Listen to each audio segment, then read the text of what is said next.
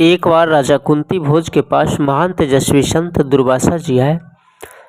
दुर्वासा जी को अपने द्वार पर आया देखकर राजा कुंती भोज ने उनका सेवा सत्कार किया और फिर आने का कारण पूछा। दुर्वासा जी ने कहा कि मैं आपके यहाँ कुछ दिनों तक रुकना चाहता हूँ। राजा कुंती भोज ने कहा कि आपका स्वागत है। तब दुर्वासा जी ने कहा कि इस अवधि में मेरे किसी भी आदेश की अवहेलना नहीं होनी चाहिए और इस अवधि में मैं आते जाते भी रहूँगा।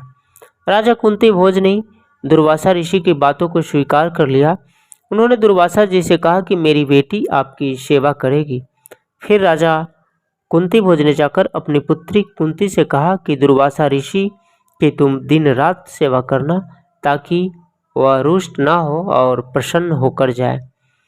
कुंती ने अपने पिता के आदेशानुसार दुर्वासा ऋषि की खूब सेवा शुश्रूषा की और उनकी सेवा से दुर्वासा ऋषि प्रसन्न हो गए। जब जाने लगे तो उन्होंने कुंती से कहा कि तुमने मेरी बहुत सेवा की है, इसलिए कोई वर मांग लो। कुंती ने कहा कि मुझे कोई वर नहीं चाहिए क्योंकि मेरे ऊपर मेरे पिता और मेरे माता का आशीर्वाद प्राप्त है। तब वरदान लेकर क्या करूँगी। दुर्वासा ऋषि ने कहा कि यदि कोई वर नहीं मांगती हो तो देवताओं का आवाहन करने वाला मंत्र तुम्हें देता हूँ। तुम जिस देवता का आवाहन करोगी वही देवता तेरे अधीन हो जाएंगे और वह मंत्र के प्रभाव से तुम्हारे सामने खड़े हो जाएंगे। कुंती दुर्वासा ऋषि के शाप के भय से मना भी न कर सकी। कुंती को दुर्वासा ऋषि मंत्र देकर चले गए।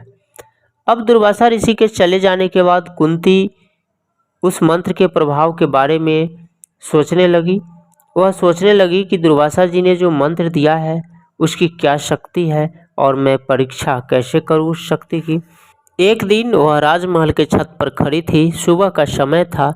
भगवान सूर्य को देखा तो उसके मन में मंत्रों की परीक्षा का ख्याल आया। उसने भगवान सूर्यदेव को प्रणाम करके उस मंत्र का आवाहन किया और सूर्यदेव तुरंत ही कुंती के पास आ गए। बोले, मैं मंत्र शक्ति के प्रभाव से आ गया हूँ, बताओ क्या करूँ।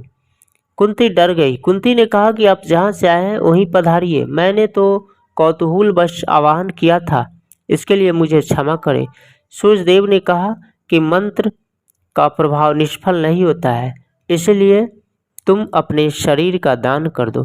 कुंती ने कहा कि मैं कुमारी कन्या हूँ और दान करने का अधिकार मेरे माता पिता को है। मैं अपने आप को कैसे स्वयं दान कर दूँ, और ऐसा करने से फिर सनातन विधि का लोप भी हो जाएगा।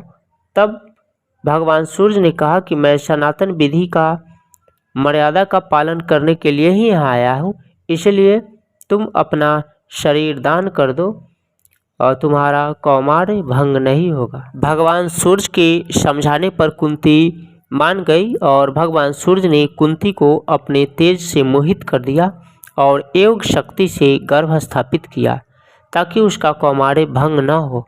फिर गर्भधान हो जाने पर कुंती सचेतन अवस्था में आ गई। माघ शुक्ल प्रतिपदा के दिन गर्भ स्थापित हुआ। राजमहल में रहने वाली एक दासी के सिवा इस रहस्य को कोई नहीं जानता था। समय आने पर कुंती ने एक बालक को उत्पन्न किया। वह सूर्य के समान तेजस्वी और कवच कुंडल से सुरक्षित था। जब बालक का जन्म हुआ तो कुंती ने लोकलाज के भय से उसे एक पिटारी में रखकर ढक्कन लगाया और फिर अश्व नदी में प्रवाहित कर दिया। फिर उसने भगवान से प्रार्थना की कि जलचर, थलचर और नभचर सभी जीव मेरे बालक की रक्षा करें। वह रोते बिलखते राजमहल लौट गए। वही बालक आगे चलकर कर्ण के नाम से विख्यात हुआ।